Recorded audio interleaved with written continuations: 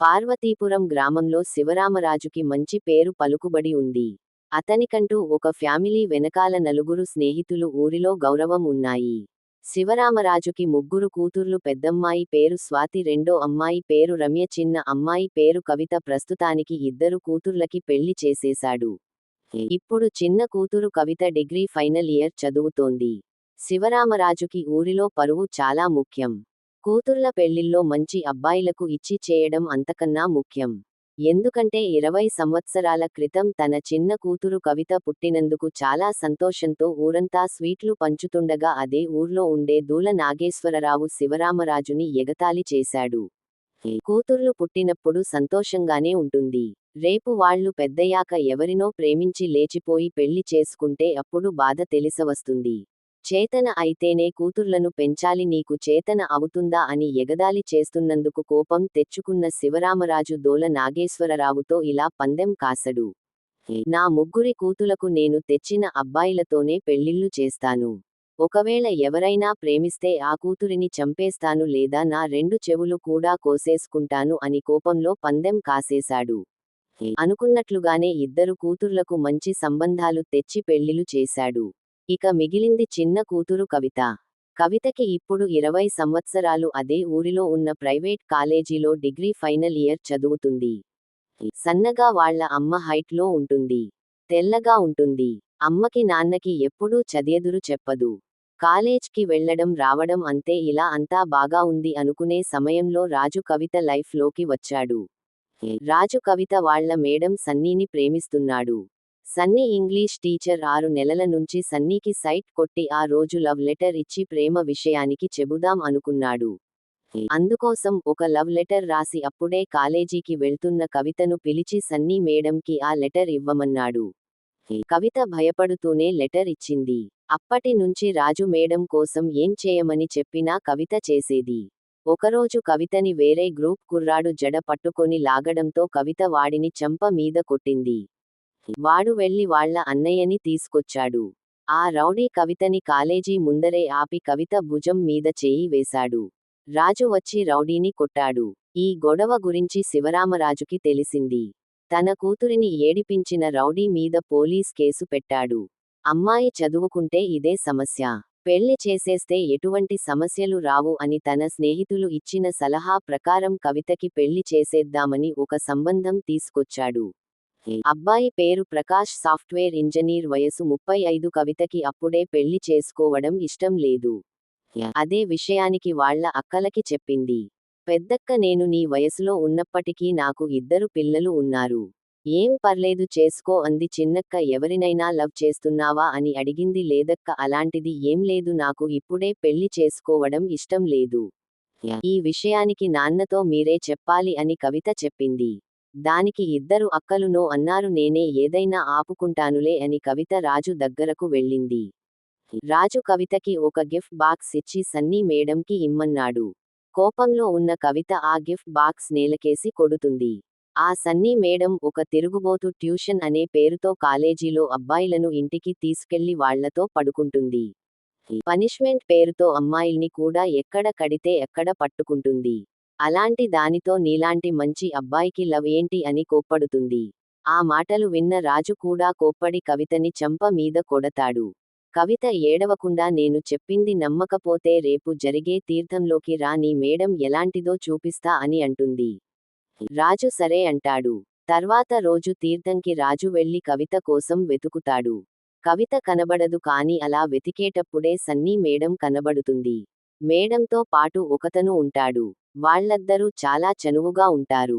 అది చూసిన రాజుకి కవిత చెప్పిన విషయానికి నిజమే అనిపిస్తుంది.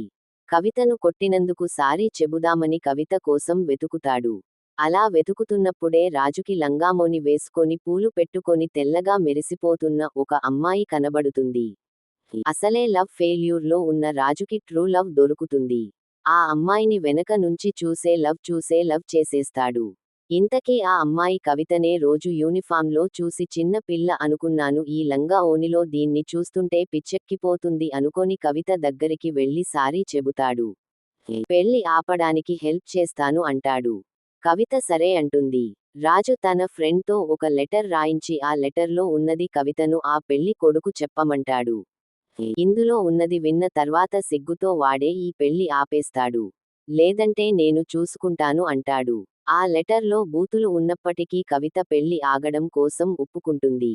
పెళ్లికి ఇంకా టైం ఉంది అనగా కవిత పెళ్లి కొడుకుని పక్కకు తీసుకెళ్లి మాట్లాడుతుంది. నీ వయసు ఎంత ఉంటుంది? 35 కదా, నీకు 20 ఏళ్లకి పెళ్లి అయి ఉంటే నా అంత కూతురు ఉండేది. నీకు నీ కూతురు వయసు ఉన్నదానిని పెళ్లి చేసుకోవడానికి ఎలా రెడీ అయ్యావురా? పోనీ నువ్వేమైనా అందంగా ఉన్నావా? పైన వెంట్రుకలు ఊడిపోయాయి అని గ్యాప్ ఇచ్చి నవ్వుతుంది. ప్రకాష్ కి మెల్లగా కోపం వస్తుంది. కవిత తన చేతి మీద రాసుకున్న కీవర్డ్ని చూసి మళ్ళీ మాట్లాడుతుంది. ఈ పొట్ట చూడు ఎంత ఉందో అంటూ ప్రకాష్ ని రెచ్చగొడుతుంది. కవిత ఇంకా చిన్న పిల్ల తెలియక అలా మాట్లాడుతుంది అని అర్థం చేసుకుంటాడు. ఏదో కుర్రదానివి కదా అని ఆశపడ్డాను, అయినా నీలాంటి కసి ఉన్న కుర్రదానితో ఎంజాయ్ చేస్తేనే మజా వస్తుంది. పెళ్లి అవ్వని నీ సంగతి చెబుతా అని అక్కడి నుంచి పెళ్లి పీటలకు మీదకు వెళ్తాడు. ఈ ప్లాన్ ఫెయిల్ అయింది అని తెలిసిన వెంటనే రాజు పోలీస్ స్టేషన్ కి వెళ్లి అమ్మాయి చదువు మానిపించేసి ఇష్టం లేని పెళ్లి చేసేస్తున్నారని కంప్లైంట్ ఇచ్చి పెళ్లి ఆపేస్తాడు. శివరామరాజు ప్రకాష్ కి సారీ చెబుతాడు. ప్రకాష్ కవిత చదువయ్యే వరకు ఆగుతానని చెబుతాడు. అందుకు శివరామరాజు చాలా సంతోషిస్తాడు. అప్పటి నుంచి కవిత రాజుని ప్రేమించడం మొదలు పెడుతుంది. ఇద్దరు ఒకరికొకరు ప్రేమ విషయానికి చెప్పుకొని దగ్గరవుతారు. అప్పటి నుంచి కవిత కాలేజీకి వెళ్లే ముందు రాజుకు ముద్దు పెట్టడం, అప్పుడప్పుడు కాలేజీ మానేసి రాజుతో బయటకు వెళ్లడం చేస్తుండేది. కవితకి వాళ్ల నాన్న మీద ఉన్న భయం వల్ల ఎప్పుడూ హద్దు దాటలేదు. ప్రతిసారి ముద్దుతోనే ఆపేది. అన్ని పెళ్లి తర్వాతే అనేది శివరామరాజు ప్రకాష్ ఇద్దరు కవిత చదువు ఎప్పుడు అవుతుందా అని ఎదురు చూస్తున్నారు. రాజు కవితని ఎప్పుడు మ్యారేజ్ చేసుకుందామా అని చూస్తున్నాడు. కవితకేమో ప్రకాష్ ని పెళ్లి చేసుకోవడం ఇష్టం లేదు. రాజుని పెళ్లి చేసుకొని పై చదువులు చదువుకోవాలని కోరిక. నాన్న ఖచ్చితంగా చదువు పూర్తి కాగానే పెళ్లి చేసేస్తాడు. ప్రకాష్ పై చదువులు చదివిస్తాడు. కానీ కవితకి ప్రకాష్ నచ్చలేదు. అదే రాజు అయితే నచ్చాడు, పై చదువులు కూడా చదివిస్తాడు. కానీ నాన్న ప్రేమ పెళ్లి కొప్పుకోడు. నాన్నని బాధ పెట్టకుండా తనకి నచ్చిన వాడిని పెళ్లి చేసుకొని పై చదువులు చదవాలన్నదే ప్రస్తుతానికి కవిత గోల్. కవిత చదువు పూర్తి కావడానికి ఇంకా 2 నెలలే ఉంది. కవితకి మెల్లగా టెన్షన్ పట్టుకుంది. ఏదో ఒక మార్గం వెతకాలి అనుకుంది. అందుకు వాళ్ల అక్కవాళ్లను ఏదైనా ఉపాయం ఉంటే చెప్పమని అడిగింది. పెద్దక్క నాన్న తెచ్చిన సంబంధమే చేసుకోమంది. అలాగే గనుక చేసుకోవాల్సి వస్తే నేను రాజుతో లేచిపోతాను అని రాజు విషయానికి అక్కవాళ్లకు చెప్పేసింది. వెంటనే ఇద్దరు అక్కలు అలా చేయొద్దు అని తిట్టారు. పెద్దక్క నువ్వు గనుక లేచిపోయి పెళ్లి చేసుకుంటే నాన్న నిన్ను వెతికి మరి చంపేస్తాడు. జీవితాంతం దాక్కొని బ్రతకాలి. ఇంక పై చదువులు ఎలా చదువుతావ్? అందుకే ఒకసారి ఆలోచించుకో. నీ ప్రాబ్లం నాన్నతోనే కాబట్టి నాన్నతోనే తేల్చుకో అని చెప్పింది. కానీ నాకు నాన్న తెచ్చిన అంకుల్ అంటే ఇష్టం లేదు అని ఏడుస్తుంది కవిత. చిన్నక్క నాన్న తెచ్చిన అబ్బాయిని ఎవరు పెళ్లి చేసుకోమన్నారు? నీకు నచ్చిన అబ్బాయినే పెళ్లి చేసుకో. మేమేమైనా నాన్న తెచ్చిన అబ్బాయిలనే చేసుకున్నామా అనుకున్నావా? వాళ్లని మేము ప్రేమించాం. ఆ తర్వాత నాన్నే ఆ అబ్బాయిలని పెళ్లి కొడువులుగా తీసుకొచ్చాడు. అవునా? ఎలా అక్క? పెద్దక్క నాన్న నువ్వు చెప్పిన మాట వింటే అది జరుగుతుంది. చిన్నక్క మేము తెచ్చుకున్నట్లు నువ్వు కూడా నాన్నని నీ కంట్రోల్లోకి తెచ్చుకో. పెద్దక్క అది అంత సులభమేం కాదు. నాన్నకి ఇదంటే చాలా గారవం. దీనితో అలా చేయడు ఎలా అక్క అని కవిత ఆశ్చర్యంగా అడిగింది. చిన్నక్క అంటే పెళ్లి తర్వాత చేసేది నీతో చేయడం, నీతో నాన్న ఎంజాయ్ చేయడమే చిట్టి చెల్లి. ఆచి నాన్న అలా చేయడు, మీరు అబద్ధం చెబుతున్నారు అని కవిత అంది. పెద్దక్క ఛా, నాన్న అలా చేయడా? నా పెద్ద కొడుకు మన నాన్న కొడుకే అంటే నీకు తమ్ముడు అవుతాడు. పెళ్లి అయ్యేసరికి నేను ప్రెగ్నెంట్ తెలుసా ఏంటక్క నువ్వు అంటుంది అని కవిత ఆశ్చర్యపోతుంది. చిన్నక్క దీనికి వివరంగా చెబితే గాని అర్థం కాదే, నాకు చెప్పినట్లే దీనికి కూడా చెప్పు. పెద్దక్క ఇలా చెప్పడం మొదలు పెట్టింది. 6 సంవత్సరాల క్రితం నేను డిగ్రీ ఫస్ట్ ఇయర్ చదువుతున్నప్పుడు నన్ను ఒక అబ్బాయి ప్రేమించాడు. అతను చూడడానికి చాలా బాగుండడంతో నేను కూడా ఇష్టపడ్డాను. కానీ ఆ అబ్బాయి నన్ను ఆ ఫస్ట్ ఇయర్ లోనే పెళ్లి చేసేసుకుంటాను అన్నాడు. తనకి అమ్మ లేకపోవడంతో తన నాన్నకి ఇబ్బంది తగ్గించడానికి ఆ నిర్ణయం తీసుకున్నాడు. ఆ ప్రేమ విషయానికి నాన్నకి చెబితే చంపేస్తాడు. అప్పుడు నాకు ఏం చేయాలో తెలియలేదు, నాన్నకి ఎలా చెప్పాలా అని మంచి సమయం కోసం ఎదురు చూస్తున్నాను. అప్పుడు నువ్వు 10వ తరగతి చదువుతున్నావ్ కవిత, నీకు గుర్తుందా మీ స్కూల్లో ఒక అబ్బాయి నీళ్లు తోడుతూ నోతిలో పడి చనిపోయిన సంఘటన? ఆ అబ్బాయి శవాన్ని చూసిన నువ్వు చాలా భయపడ్డావు. అప్పుడు మనమందరం ఒకే గదిలో పడుకునేవాళ్లం. అమ్మ నాన్న మాత్రం వేరే గదిలో పడుకునేవాళ్లం. అలా జరిగిన దగ్గర నుంచి నువ్వు అమ్మ దగ్గరే పడుకుంటానని వెళ్ళిపోయావు. నువ్వు అమ్మ దగ్గర పడుకునే దగ్గర నుంచి అమ్మ నాన్నని దూరం పెట్టింది. నాన్న ప్రతిరోజు అమ్మని పిలిచినా సరే పక్కన నువ్వు ఉన్నావని అమ్మ నాన్నని మొట్టుకొని ఇచ్చేది కాదు. అప్పుడు నాన్న ప్రతిరోజు కోపంతో బయటక వచ్చేసి హోల్లో సోఫా మీద పడుకునేవాడు. చాలా రోజులు ఇలానే జరిగింది. నాన్న కోపంగా లేనప్పుడు విషయానికి చెబుదాం అనుకున్నాను. కాని అది జరిగేలా నాకు కనబడలేదు. నేను మీ చిన్నక్క పడుకోగానే ఆలోచించడం మొదలు పెట్టేదాన్ని. నాన్న 11 గంటల వరకు టీవీ చూసి పడుకునేవాడు. అలా కొన్ని రోజులు ఆలోచించిన తర్వాత నాన్న కోపం తగ్గించే దారి నాకు దొరికింది. ఇక ఆ రోజు ధైర్యం చేసి నాన్న పెట్టుకునే టేబుల్ ఫ్యాన్ వైర్ని ఎలుక కురిగినట్లు నోటితో కొరికేశాను. నాన్నని అమ్మ తన దగ్గర గదిలోకి రానివ్వకుండా మా గదిలో పడుకోమంది. నాన్న మంచం మీద పడుకుంటే మేమిద్దరం కింద పడుకున్నాం. ఆ రోజు 12 గంటలకు ధైర్యం చేసి మంచం మీద పడుకున్న నాన్న పక్కన వెళ్ళి పడుకున్నాను. ఉదయానికి నాన్న కాళ్ళు నా మీద ఉన్నాయి. కింద నిద్ర పట్టలేదు, అందుకే మంచం మీద పడుకున్నాను అని చెప్పాను. నాన్న సరే అన్నాడు. తర్వాత రోజు కూడా నాన్న పడుకున్న తర్వాత మళ్ళీ మంచం మీదకు వెళ్ళి నాన్నని గట్టిగా వాటేసుకొని పడుకున్నాను. చాలా వెచ్చగా ఉండేది. 2 రోజులు మామూలుగానే ఉంది. తర్వాత రోజు పడుకోకుండా నాన్న ఏం చేస్తాడా అని ఎదురు చూశాను. పడుకున్నట్లు నటిస్తున్న నన్ను నాన్న తన దగ్గరకు లాక్కొని ఏవో చిలుపు గనులు చేసేవాడు. ఆ రోజు ఉదయం నాన్న హ్యాపీగా ఉండడం చూశాను. ఇక ఇదే సరైన పద్ధతి అనుకొని ఆ రోజు నుంచి రాత్రులు మంచి మంచి డ్రెస్సులు వేసుకొని పడుకునేదానిని. ఇక లేట్ చేయడం ఎందుకని ఒకరోజు నాన్న మంచి పనిలో ఉండగా కళ్ళు తెరిచేసా. నాన్న షాక్ అయ్యాడు, నేను నవ్వాను. అప్పుడు నాన్నకు అర్థమైంది. ఇక ఆ రోజు నుంచి మీ చిన్నక్క రమ్య పడుకోగానే నేను మంచం మీదకి వెళ్ళిపోయేదాన్ని. నేను మంచం మీదకి రాగానే నాన్న మా దగ్గరికి మా ఇద్దరికీ కలిపి దుప్పటి కప్పేసేవాడు. అప్పుడు నాన్న చాలా హ్యాపీగా ఉండేవాడు. ఇక అప్పుడు చెప్పడమే మంచిది అనుకొని ఒకరోజు అలా చేస్తున్నప్పుడే నేను ప్రేమిస్తున్న విషయానికి చెప్పేశాను. నాన్న మొదట వద్దు అన్నాడు, కానీ తర్వాత ఒప్పుకున్నాడు. నేను అలా చెప్పిన తర్వాత మంచి నుంచి నాన్న నెక్స్ట్ స్టెప్ తీసుకున్నాడు. అప్పటి నుంచి 3 నెలల తర్వాత నాకు ప్రెగ్నెంట్ వచ్చింది.